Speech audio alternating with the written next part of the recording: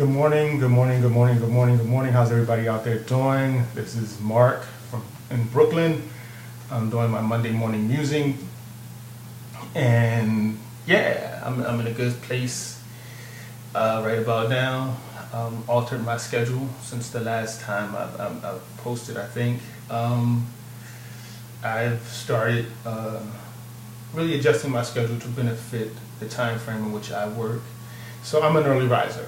I wake up at the crack of dawn no matter what time I go to bed. It doesn't matter if I go to bed at 4:40. I'm not even making this up. I will get up at 6:30. It's happened. I can go back and take a nap later on in the day possibly, but sometimes I'm just up. So yeah, it just happens. It's happened when I was a little child.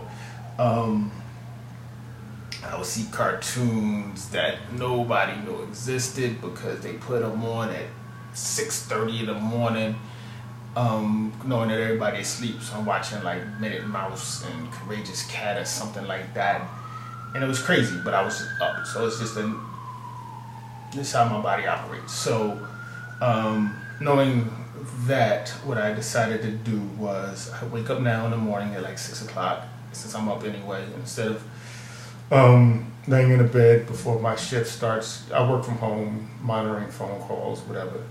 Laying in bed, moaning and groaning about whatever is not. I get up now, and I take about an hour and a half walk throughout Brooklyn. Sometimes it's through Prospect Park, sometimes it's through Crown Heights to Eastern Parkway. Today I walked to the Target in the Atlantic Center and kind of went through the Atlantic Center, which is interesting to watch people hustle and bustle about their day, having to be somewhere on time because they don't allot time, whatever. But it's just interesting to see that energy. And then I catch the train back home. So what this would allow me to do was to get out, see things, not just get out of bed, get some breakfast, go to whatever. It would just, it gave me a chance to see people, to interact with people, and that whole thing. So, I've been doing that. Then I get home, and I still have about an hour and a half to 2 hours left. That I do some writing, something creative. You know what I mean, to get my day started. Then I eat breakfast and I go. And so this allows me to be more productive during the day, during my shift. And it allows me to not fixate on what I have to do when I get off work as far as creatively, because I've gotten a lot of it done already for that day and that time. And, I'm feeling good about, just really honoring the place that I am and not forcing something because that's what you're told you're supposed to do, etc. So that's been really good. Hopping on the train, I realize how much I do miss catching the train to work in the morning. So this gives me a chance to do that. But coming back this way from, like, let's say Atlantic Boulevard is not that busy. So I get a chance to get on the train, get a seat, chill out for a couple of stops, and really get that commute, a modified version of that commute that, really stimulates the soul in New York City, because the trains and the public transit is part of the soul and the pulse of New York City. So I say that. Other than that, it was a good weekend. I went to the New York Festival of Lights in Dumbo on Saturday night. It was pretty interesting. It was crowded, a little chaotic. The light show that I did get to stay to see was pretty decent. You know what I'm saying? It was chaotic and cold, chilly because it was down by the water. But it was a good show. It was I didn't stay too long, but it was good. It was good. I also kind of binged watched a lot of stuff this weekend. Caught up on this movie called The Lunchbox that I wanted to see. It's an Indian movie starring Irfan Khan. And it kind of bugged me out because he's a dope actor. I've always respected him.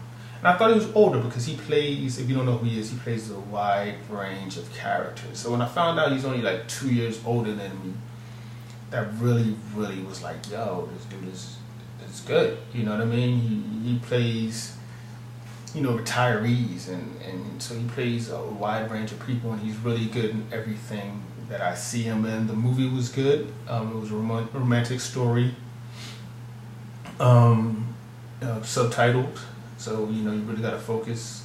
You can't turn your head because you may miss something and rewind it. I did that a couple times. Short attention span that I have, but I enjoyed it. It was a good storyline, original, and it was fun to watch. And I like romantic movies that are not just comedies. I also caught up on Brooklyn Nine-Nine, and speaking of brilliant, brilliant, brilliant actors, you got my man Andre Braugher in that. And Andre Braugher, I was a little skeptical on watching him do this thing, but I must say he's amazing in it because he's a good actor, and so he plays a straight man, and he really moves the show along as a straight man. Like, he is that dude in this joint for me. So if you get a chance, I like Brooklyn Nine-Nine. A lot of people don't, but I think to watch him in it and to watch somebody as brilliant as him as an actor, and to me in television over the last couple of years, watching him perform, he's my favorite television actor by far, and just watching him do his thing is amazing. I also caught up on Blackish this weekend, and it's growing on me. I honestly, the first couple episodes I was like, but watching it, I laughed a lot this weekend at it. So I'm going to continue to give it some burn, some play, and I like it. I think one thing that I had to get out of my head, because the marketing is the new Cosby Show, and for me it's not that. It's a good show. It stands on its own. For me, Cosby Show really gave a lot of life lessons that I'm not sure that this show does just yet. Like, they talk about life lessons, but it's just a different thing to me. And I feel like, one, when you compare a show to another show of a different era, or even compare a show to another show of the same era, you do both shows a disservice, really. The new show, or like Blackish, comparing it to the Cosby Show, it doesn't have a chance on its own legs. So people, it's people are expecting this, and they may not get this, so it could turn some people off. And marketing wise, it's kind of lazy, to be completely honest with you. It's like, we need something to compare because it's black people and black people, so it has to be, it's probably closer to My Wife and Kids, which I liked. I think, but yeah, it's a good show. Some good acting in it, decent acting, and I enjoyed it. And yeah, so I'm going to give it a burn. Check it out, and if you get a chance to check it out, let me know what you think. And finally, I had a chance this weekend, and I'm gonna attach a clip to it, to this post of Harry Belafonte accepting the Governor's Award speech, and it was a powerful speech from a powerful man who I think is,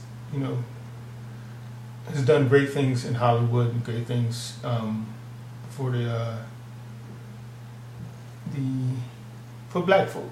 Let me just call it what it is. He's done things for the upliftment of black folk, and I appreciate the efforts that he's done. I'm reading his autobiography now. It's an incredible story. If you have a chance, you should check it out. But anyway, I'm attaching a clip to it. Really watch the clip. Some powerful, powerful things on the history of Hollywood and the oppressive ways of the Hollywood system at times, and how it's coincided with the views of the masses. So anyway, this is Mark. Enjoy your week. I will holler at you next weekend. Peace.